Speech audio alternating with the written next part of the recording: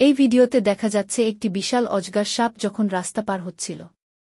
আশপাশের মানুষের প্রতিক্রিয়া এবং সাপটির অবাধ চলাচল দেখলে সত্যিই চমকিত হতে হয়।